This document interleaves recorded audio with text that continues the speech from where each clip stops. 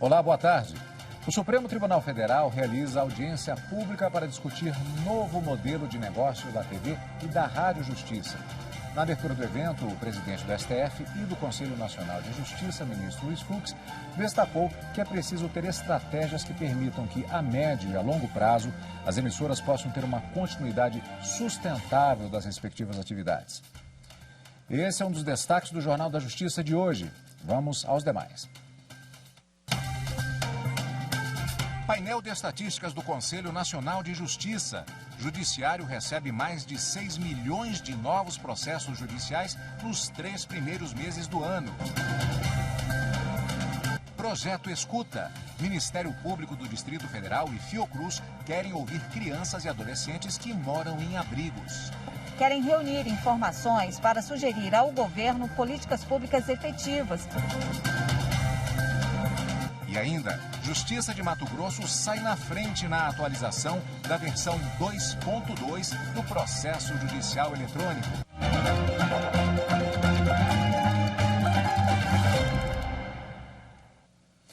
O Judiciário recebeu mais de 6 milhões de novos processos judiciais nos 3 primeiros meses do ano, segundo o painel de estatísticas do Conselho Nacional de Justiça. A plataforma reúne dados de todos os tribunais do país que estão sob competência do Conselho Nacional de Justiça.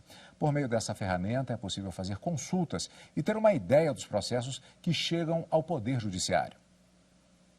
O painel de estatísticas do Conselho Nacional de Justiça é alimentado mensalmente e está disponível no portal do CNJ e também nos sites dos tribunais. Segundo a ferramenta, entre janeiro e março deste ano, foram iniciadas 6 milhões e 300 mil ações e julgadas 5 milhões e 400 mil. 98,96% tramitam em formato totalmente eletrônico, o que dá mais celeridade. A Justiça Estadual segue liderando a abertura de ações, com 4 milhões e 600 mil novos casos. Desses novos processos, mais de 900 mil foram ajuizados no Tribunal de Justiça de São Paulo. O painel inclui uma aba para download, o que permite a emissão de relatórios consolidados por tribunal, documentos específicos de cada comarca ou vara, com estatísticas de processos conclusos, parados e mais antigos. A ideia é dar mais transparência e segurança para quem procura a justiça e, consequentemente, acelerar o andamento dos processos. O Supremo Tribunal Federal começou a julgar ações contra leis estaduais em que se discute a obrigatoriedade de prestadores de serviços contínuos ampliar automaticamente novas promoções a antigos clientes. O julgamento, que teve início na sessão plenária desta quarta-feira, deve continuar na sessão de hoje com o voto do relator. Na ação, a Associação das Operadoras de Celulares alegou que a Lei Paulista, ao dispor sobre serviços de telecomunicação, invadiu a competência da União para legislar sobre a matéria. A ACEL também apontou conflitos da norma com dispositivos da Anatel, pois estende as promoções automaticamente a todos os clientes. Em outra ação direta de inconstitucionalidade, a Confederação Nacional dos Estabelecimentos de Ensino argumentou que a mesma lei estadual de São Paulo invadiu a autonomia administrativa e financeira das universidades. A Confenem recorre de decisão do STF, que manteve a obrigatoriedade de instituições de ensino privado a estender a clientes antigos os benefícios e promoções oferecidos a novos clientes. Ao se manifestar na sessão dessa quarta-feira, o Procurador-Geral da República, Augusto Aras, julgou procedente o pedido da Confenens e improcedente o da ACEL. Em sua sustentação, o PGR afirmou que a aplicação imediata das vantagens ofertadas pelas empresas de telefonia oferecem um serviço universal a todos. Em relação à telefonia celular, toda e qualquer vantagem oferecida seja disponibilizada para todo e qualquer usuário, diferentemente dos alunos que têm uma situação distinta em diferentes classes sociais. O julgamento continua na sessão plenária de hoje com o voto do relator, ministro Luiz Roberto Barroso. O colegiado vai decidir se a Lei Paulista trata de matéria privativa da União.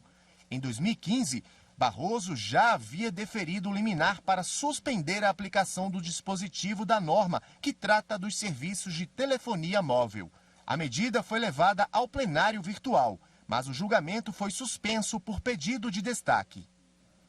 A Justiça de Mato Grosso saiu na frente na atualização da versão 2.2 do PJE, Processo Judicial Eletrônico. Vamos acompanhar na reportagem de Fernanda Fernandes.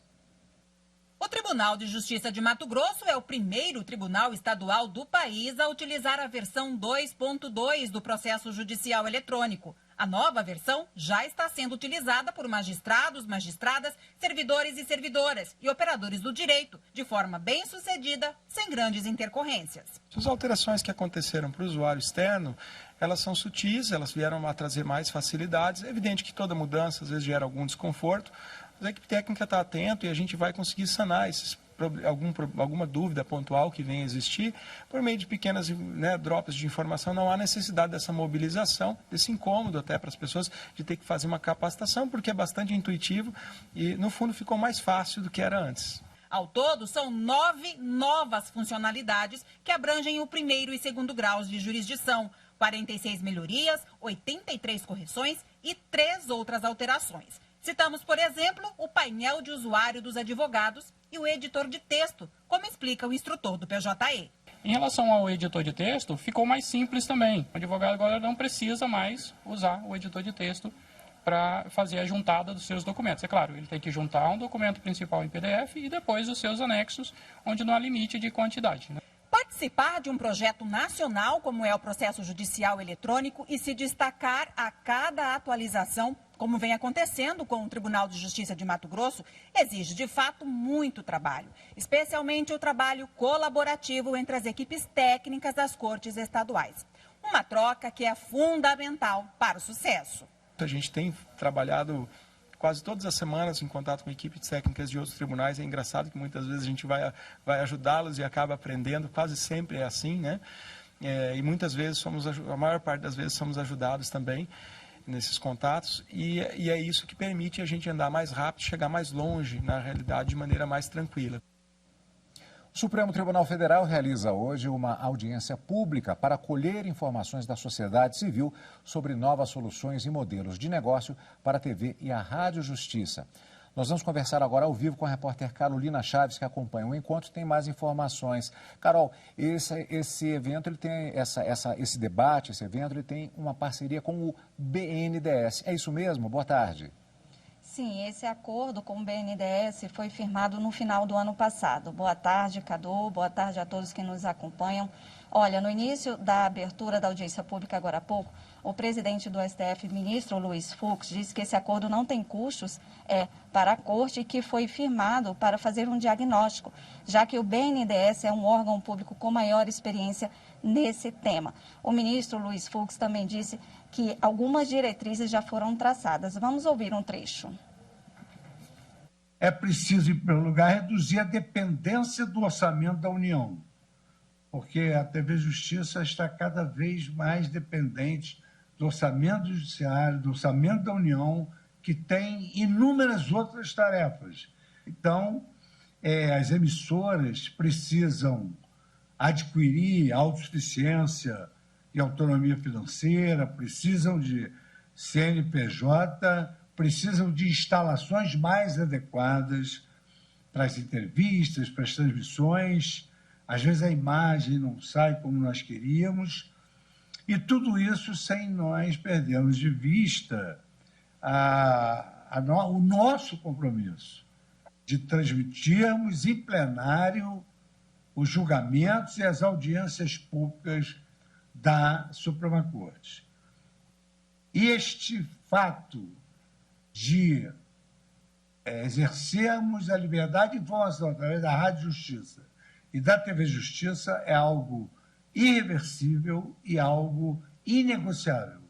Ninguém vai, digamos assim, lograr êxito em tentar acabar com a TV Justiça ou com a Rádio Justiça, que hoje ele é um produto da sociedade brasileira. Veja a seguir, Superior Tribunal de Justiça decide que rol da Agência Nacional de Saúde Suplementar é taxativo, não estando as operadoras de saúde obrigadas a cobrirem tratamentos não previstos na lista. Os detalhes em instantes. Que alegria poder participar da comemoração do aniversário de 20 anos desse canal tão importante para a sociedade, responsável por levar informações jurídicas de forma clara, esclarecedora, didática, com pouquíssimo juridiquês e de forma tão descontraída. Parabéns pelo seu aniversário de 20 anos, TV Justiça.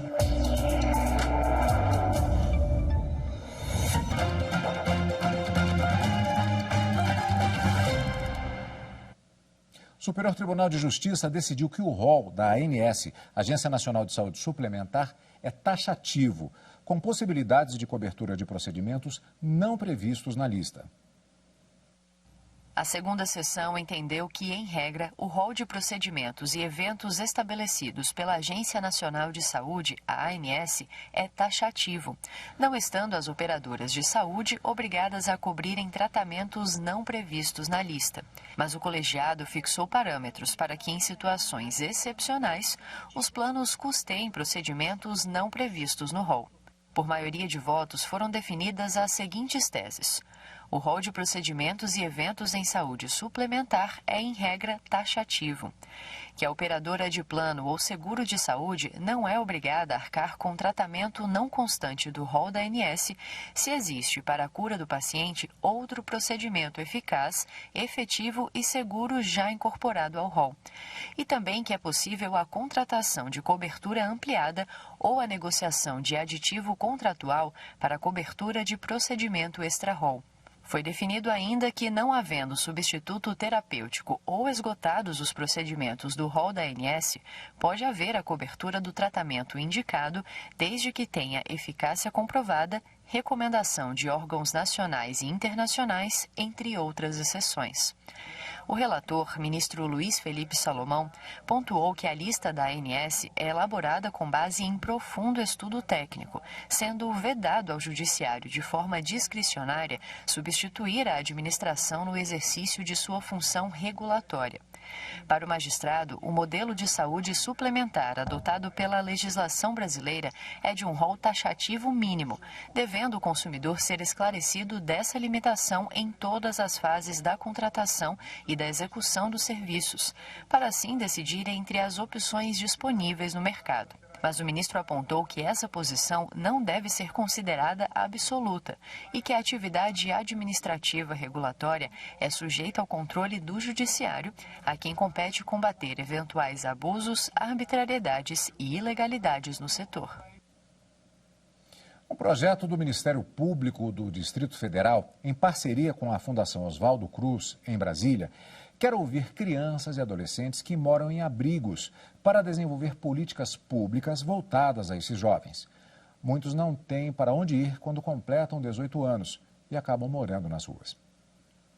Jennifer tem 16 anos. Daqui a pouco, ao atingir a maioridade, vai ter que deixar o abrigo onde ela e os 2 irmãos moram, no Distrito Federal. Ela teme que, com a saída, perca o vínculo com os irmãos, que podem, inclusive, ser adotados. Outra preocupação é como sobreviver fora da casa-lar. Aí é o medo. É ficar sozinha. O que eu vou fazer depois que eu sair daqui? Vou continuar estudando, mas será que eu vou conseguir mesmo o que eu quero? Jennifer e outros 90 jovens entre 14 e 18 anos que moram em unidades de acolhimento no DF passaram a contar com um apoio para lidar com esses conflitos. Eles participam do projeto pioneiro realizado pelo Ministério Público do Distrito Federal e pela Fundação Oswaldo Cruz, de pesquisa de saúde mental. O projeto inclui os jovens que moram em unidades de acolhimento ou em situação de rua no debate sobre o que eles precisam para fazer essa transição da infância para a vida adulta, quando devem deixar o abrigo. Com o programa de escuta, a Fiocruz e o Ministério Público do Distrito Federal querem reunir informações para sugerir ao governo políticas públicas efetivas, no sentido de dar autonomia a esses jovens para que eles possam buscar uma vida normal sem depender do Estado. A transição para a vida adulta de qualquer um de nós é uma questão muito relevante. Quando isso é marcado por um contexto de desigualdade social e de oportunidades reduzidas em relação ao amparo, à referência de um adulto ou à referência de um lar para o qual se dirigir no momento onde tiver alguma necessidade, isso se constitui em um fator estressor muito forte. Ouvir os jovens é fundamental, né? Porque eles é que sofrem, nós estamos tratando da vida deles. Ouvir esses jovens, saber a expectativa de vida deles, os sonhos deles, né? Jennifer sabe bem a importância de ser ouvida e mesmo com todas as dificuldades, ainda sonha com um futuro melhor. Fazer faculdade, terminar tudo e ter minha casa e ajudar meus irmãos, se eles ainda estiverem lá, né? Ficar com eles juntos e ajudar minha mãe, se eu achar ela, né? Isso aí. Para detalhar o assunto, eu converso agora com a promotora do Ministério Público do Distrito Federal, Luísa de Marilac, a quem, antes de mais nada, dou as boas-vindas, desejando boa tarde. Muito obrigado pela presença aqui para falar sobre esse assunto que é tão importante, doutora. Obrigada, Cadu. Olha só, doutora, há um nome específico justamente para esse projeto, Territórios da Construção de Si. Eu acho que não há dúvida nenhuma que, além de oferecer um teto, pelo menos até os 18 anos, é importante se acompanhar a questão da saúde mental, inclusive para, a partir dos 18 anos, quando eles não tenham essa possibilidade de ter aquela manutenção daquele teto. Essa abordagem ela é nova, ela já vem sendo implantada há algum tempo? A saúde mental ela é muito impactada pela quebra dos vínculos familiares, né? Então, quando essa criança, esse adolescente é colocado num abrigo, né, fora da sua família, essa questão da saúde mental ela precisa ser cuidada. Isso faz parte da política pública de acolhimento, dar uma ênfase à saúde mental. Mas, infelizmente, a gente tem ainda carência de políticas públicas, de metodologias, de estratégias em relação a isso. E é exatamente o que nós estamos fazendo na pesquisa com a Fiocruz, identificando essas falhas, essas omissões, esses claros, e também identificando que estratégias a gente ainda não implementou, que precisamos implementar para apoiar essas crianças e adolescentes. Desafio diário dos chamados operadores do direito, tem gente que não gosta, inclusive, dessa expressão, é justamente fazer a aplicação da lei em sua efetividade. O Estatuto da Criança e do Adolescente, ele já prevê algo no sentido de se cuidar da saúde mental dessas crianças? Sim, prevê. Tanto prevê em relação ao direito à saúde como direito fundamental e a amplitude dessa saúde, como também como medidas específicas de proteção, o encaminhamento para tratamento psiquiátrico, para acompanhamento psicológico, a inserção em programas também de apoio, de orientação relacionada à drogadição. Então, há previsões específicas no Estatuto da Criança e do Adolescente de medidas que precisam ser adotadas para cuidar da saúde mental dessas crianças e adolescentes. Eu gosto de falar que a saúde mental é o fator que determina a felicidade. E, na verdade, quando a gente fala de proteção de crianças e adolescentes, a gente visa essa possibilidade de uma vida feliz por eles, né? Então, essa felicidade, para ser vivida, precisa ser acompanhada de todas essas medidas e todas essas estratégias de saúde mental. Já existe algum trabalho de medidas sobre os resultados que têm sido já colhidos em relação à implantação do projeto de 2020, a informação que eu tenho aqui? O projeto ele é muito recente. A Fiocruz vem conosco, né? A gente vem pesquisando a situação das crianças e adolescentes acolhidos a partir da escuta, principalmente deles, mas não só, também das equipes, né, de cuidadores, das equipes técnicas dos serviços de acolhimento e da rede que apoia essas medidas de acolhimento. Nós temos reuniões sistemáticas de rede que são acompanhadas pelo projeto para justamente identificar essas estratégias. E os resultados, acho que o que eu posso apontar como resultado imediato, muito importante, foi a construção, a inauguração da participação de crianças e adolescentes nas conferências de saúde mental do Distrito Federal. Então, as conferências regionais de saúde mental do Distrito Federal já tiveram esse ano a participação de crianças e adolescentes com a própria fala delas, ou seja, elas já se sentiram potentes, como a Jennifer, que veio aqui,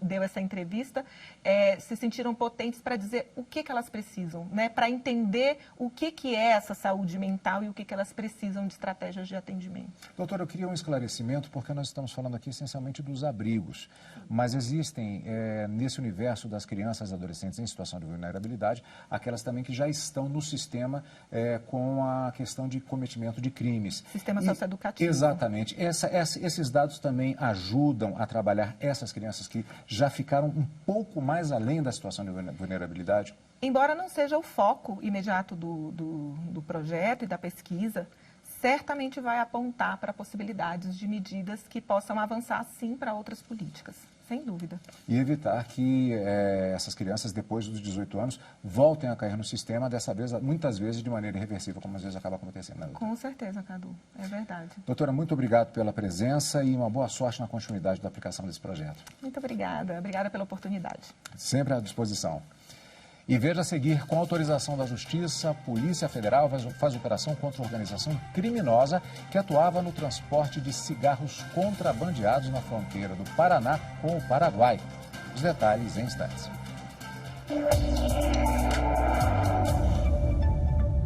A TV Justiça é uma ferramenta preciosa que auxilia o profissional do direito no exercício da sua atuação, independentemente da sua função. Já para o cidadão, ela é muito mais do que um meio de informação das atividades do Poder Judiciário, mas é um instrumento eficaz de fiscalização para garantir a efetividade dos seus direitos.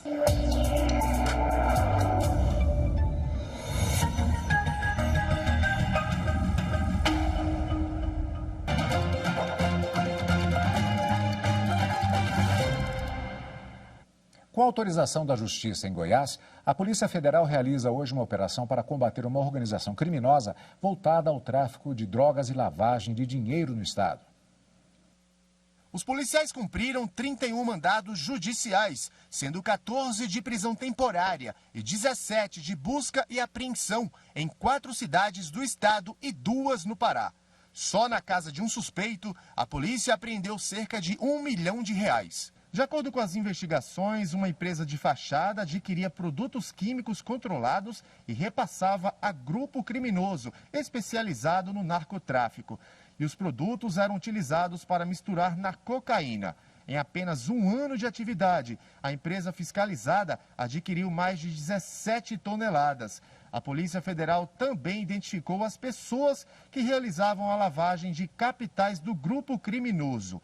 Ao todo, 14 pessoas foram indiciadas pelos crimes de tráfico de drogas, associação para o tráfico, organização criminosa e lavagem de dinheiro. Em outra operação, também autorizada pela Justiça, a Polícia Federal atua no Paraná e em Santa Catarina para combater uma organização criminosa que atuava no transporte de cigarros contrabandeados na região de Guaíra, na fronteira do Paraná com o Paraguai. As investigações apontam que o grupo teria cooptado policiais militares que atuam na região. Eles receberam propina para facilitar a atividade ilegal. Aproximadamente 400 policiais federais cumprem 162 mandados, sendo 96 de busca e apreensão e 66 de prisão preventiva em 7 cidades do Paraná e em Camboriú, em Santa Catarina. A polícia apreendeu dinheiro e armas. A Justiça determinou ainda o sequestro de 31 bens imóveis e o bloqueio de contas em nome dos chefes da organização. Os investigados vão responder pela prática de crimes de contrabando, participação em organização criminosa e corrupção ativa e passiva, cujas penas, se somadas, podem ultrapassar 25 anos de prisão. E o Jornal da Justiça de hoje fica por aqui. Obrigado pela companhia. Às 14h eu volto com o Direto do Plenário. Até lá, tchau.